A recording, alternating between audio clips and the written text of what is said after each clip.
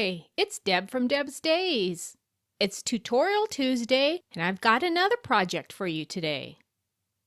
Before I get started, I publish new content frequently, so be sure to subscribe to my YouTube channel. And check out the blog at debsdays.com. You'll find free sewing and crafting patterns and links to even more sewing and crafting tutorials. If you're a cruiser, I've got you covered there too. Check out my cruising resources section. You'll find cruise tips, trip reports, port and ship-specific articles, and plenty of photos. Now let's get this project started.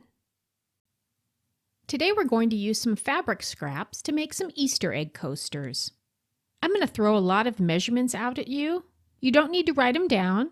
I have a link in the description below this video where you'll find those exact measurements, the supply list, and the link to the template we're going to use. The measurements I'm giving you are for 2 coasters. If you want 4 coasters, you'll need to double it. So for 2 coasters, you need a piece of backing fabric measuring 7 inches by 10 inches. You need a piece of cotton batting measuring 7 inches by 10 inches. You need some contrasting fabric scraps. I'm using the dark purple. Those are 1 1/4 inches by 10 inches. You'll need some fabric scraps for the top and bottom part of the egg. Those are 2 inches by 10 inches. We need 2 of those.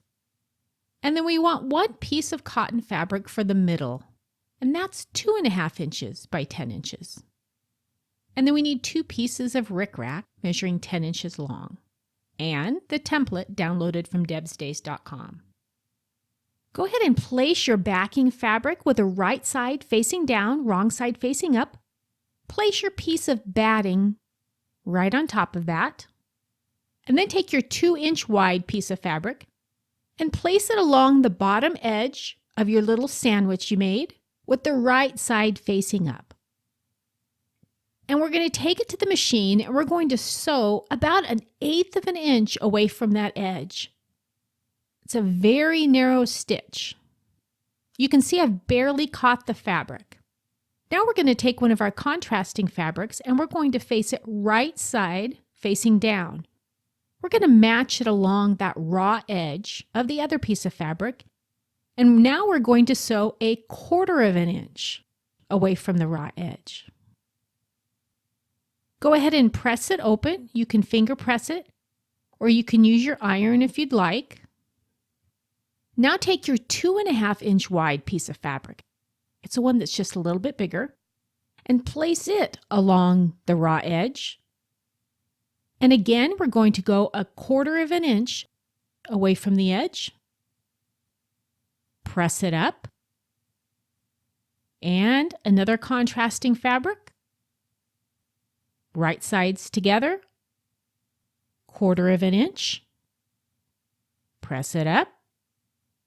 We've got 1 more piece of fabric left. Right side facing down. Again, 1/4 of an inch. Press it up. Obviously, my sewing wasn't straight, but that's okay. Now let's take our rickrack and we're going to stitch it right down the middle of our contrasting fabric. I like glue sticks to hold things temporarily. If you want to pin it, you can do that. But I like the glue stick because it's easy to manage and it disappears. Go ahead and do that with your second one. And then go ahead and stitch straight on down that rickrack. And cut out the template from Deb's Days. Like I said, the link's in the description right below this video. We're using the smaller of the egg template. Place it on your fabric where you'd like it. You might want to adjust back and forth and pin it. And you know I'm a pinking shears girl. So go ahead and cut right along the edge without cutting into the paper. And do the same with your second one. Go ahead and adjust it, pin it.